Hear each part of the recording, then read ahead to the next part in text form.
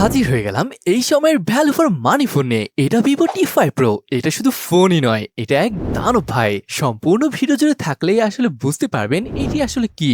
একটু বলি, দুর্দান্ত 1.5K রেজলিউশনের ডিসপ্লে, 9000 mAh এর ব্যাটারি, পাওয়ারফুল চিপ, সব মিলে এটা আপনাকে অবাক করবে, সেই সাথে আপনাকে ভাবাবেও। আজকের ভিডিওতে এটার প্রাইস থেকে শুরু করে পারফরমেন্স, ক্যামেরার, ডিসপ্লে আর ভালো মন্দ এর সবকিছু একদম বিস্তারিত জানতে পারবো। তো আর দেরি করছি না, চলুন শুরু করি আজকের ভিডিওটি।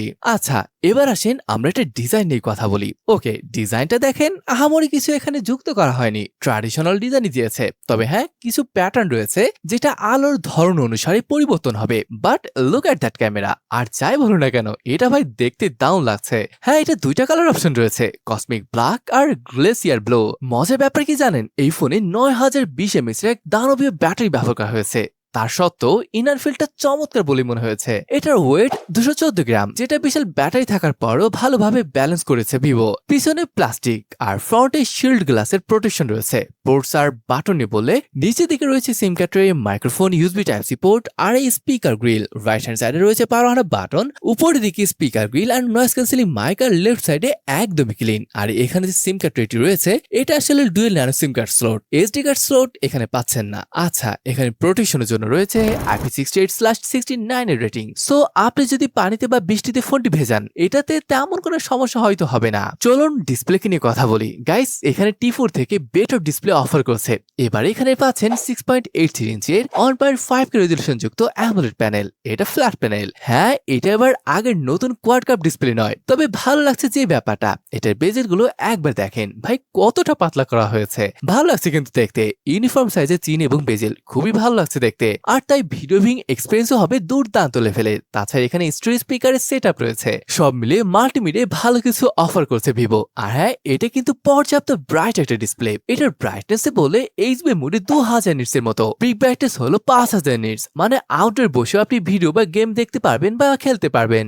এবার আসেন আমরা স্পেসিফিকেশনের কথা বলি। ইন্টারেস্টিংলি টি4 এ কিন্তু 7 Gen 4 এর সাথে এসেছিল, বাট এবার 7 Gen 4 এর সাথে এসেছে। বেস ভ্যারিয়েন্টটি শুরু হচ্ছে 128GB এর সাথে, দেন 8GB 256GB এবং 12GB 256GB।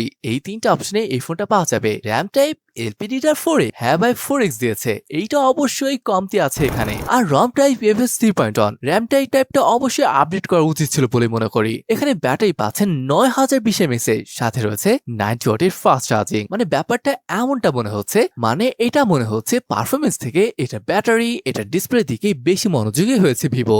আবার যদি এটার বেঞ্চমার্ক স্কোর নিয়ে বলি, এটার স্কোর 1.1 মিলিয়নের মতো।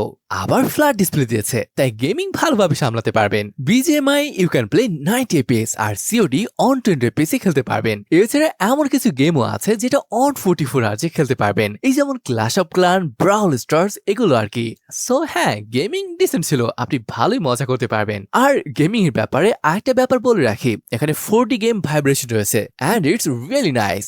আবার আপনি ধরুন দীর্ঘ সময় ধরে গেম খেলছেন, ভাবছেন গরম হবে কি? জি না ভাই, খুব একটা হবে না, কেননা এখানে রয়েছে 7000 স্কয়ার মিলিমিটারের ভ্যাপার কুলিং চেম্বার। আচ্ছা, এবার যদি কানেক্টিভিটি নিয়ে বলি, এখানে রয়েছে 5G, dual 4G VoLTE, Wi-Fi 6, Bluetooth 5.2, Wi-Fi calling আর ব্লাস্টার, এগুলো আর কি। আবার সেন্সর যদি দেখেন, এখানে কিন্তু সব সেন্সর পাচ্ছেন। ইন ডিসপ্লে ফিঙ্গারপ্রিন্ট সেন্সর রয়েছে, এটা অবশ্যই অপটিক্যাল ফিঙ্গারপ্রিন্ট সেন্সর। এছাড়া ফেস আনলক রয়েছে, সব মিলিয়ে এটা ভালোই কাজ করে। আচ্ছা, এবার ওএস নিয়ে কথা বলা যাক। এখানে অরিজিনাল 6 রয়েছে বেস অন অ্যান্ড্রয়েড 16। আপডেটের ব্যাপার নিয়ে বললে 3 বছরের মেজর অ্যান্ড্রয়েড আপডেট আর রয়েছে 5 বছরের সিকিউরিটি আপডেট। আর থার্ড পার্টি অ্যাপ এখানে পর্যাপ্ত আছে, তবে চাইলে যেমনটা জানেন রিমুভও করতে পারছেন। সো এখানে কোনো সমস্যা দেখছি না। আচ্ছা, এবার আসেন আমরা ক্যামেরা নিয়ে কথা বলি। এখানে ডুয়েল ক্যামেরা সেন্সর রয়েছে, বাট ব্যাপারটা হচ্ছে এখানে আবার টেলিফোটো ক্যামেরাটা নেই, খুবই দুঃখজনক। প্রাইমারি সেন্সরটি 50 মেগাপিক্সেলের আর সেকেন্ডারি সেন্সরটি হলো 2 মেগাপিক্সেলের ডেপথ সেন্সর। মানে মজাদার কিছু এখানে দেখতে পাবেন না। আবার ফ্রন্টে আসেন 32 মেগাপিক্সেলের সেন্সর রয়েছে,